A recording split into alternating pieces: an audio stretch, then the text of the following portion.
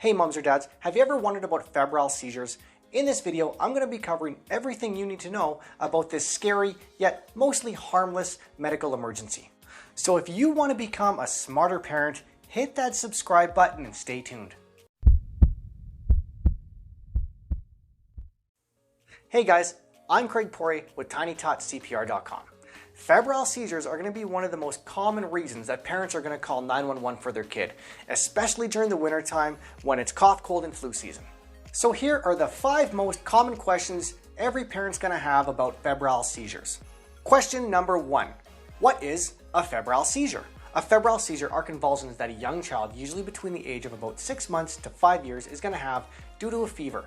Usually a fever above 100.4 degrees Fahrenheit or 38 degrees Celsius.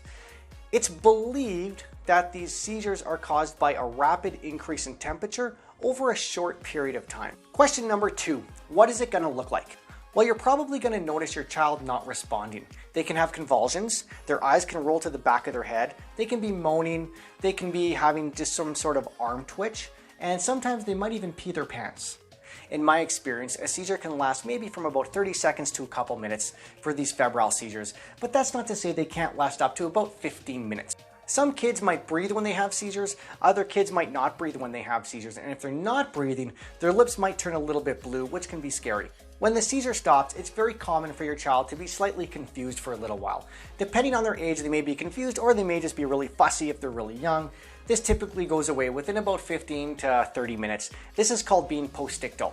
Basically what happens is your brain just ran a marathon inside of a couple minutes, so it's just really tired. Question number 3. What can you do for your child? All you really need to do is keep your child in a safe place. Roll them onto their side so they don't choke on their own saliva, and keep track of how long the seizure lasts for. Just so when the paramedics come, you can give them that kind of information, because it's very important for us to know that. If you notice your child stop breathing during the seizure and you notice that their lips turn blue, a little bit of rescue breathing can help with that, and it can help reoxygenate your child. To rescue breathe, all you're going to do is plug the nose, tilt the head back, make a nice tight seal around their lips with your lips, and blow very small breaths into their lungs. Do this about every couple seconds until you notice their lips pinking up or until the seizure stops. Question number 4. Are you going to call an ambulance for this?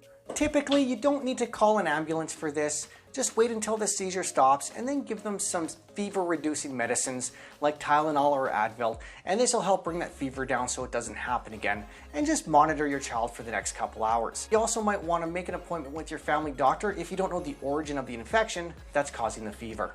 However, if the seizure lasts for longer than 5 minutes or you notice those lips turning blue, then you should probably call an ambulance right away. Question number 5. What are the paramedics going to do for your child? When we arrive at your house, if your child isn't seizing anymore, we're going to obtain a set of vitals, get a history, do a good assessment, and we'll probably just instruct you to give them some fever-reducing medications like Tylenol or Advil and monitor them for the next couple hours.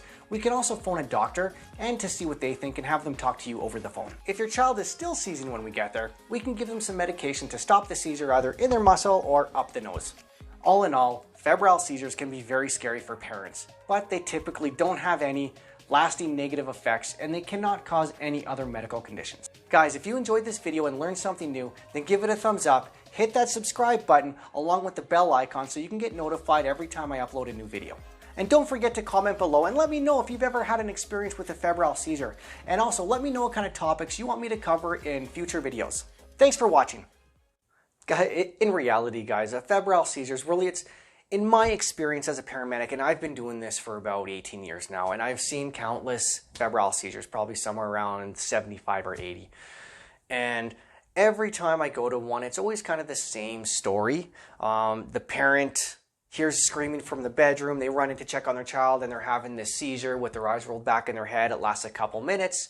They call 911 by the time we get there with the ambulance. The baby has stopped seizing, and now they're just crying because they're overly fussy. That's typically what happens in my experience.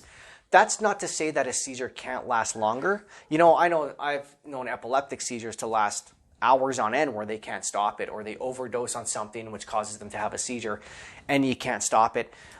With febrile seizures, they're a little bit different.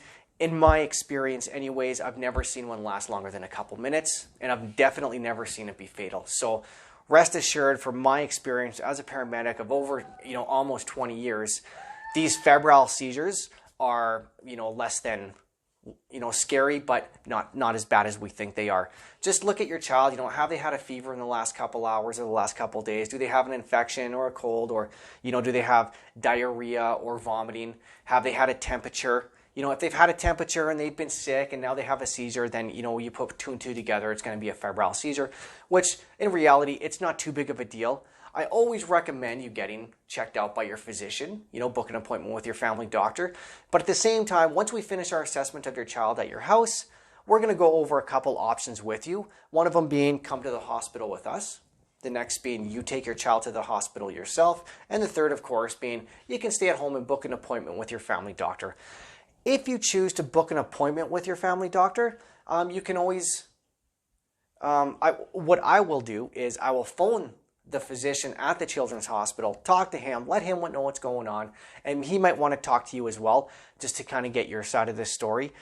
Because it's always, it's always good to have a physician kind of sign off on that, and just so we're all comfortable with leaving you at home with your child and giving you a bit more information about certain things that might happen, if their confusion persists or if it happens again, stuff like that. So, but guys, again, these febrile seizures, very, very common, can be scary, but really they're not, in my experience, they've never been anything to worry about. So when in doubt though, like I always say, when in doubt, call an ambulance for your kid if you think it's that necessary.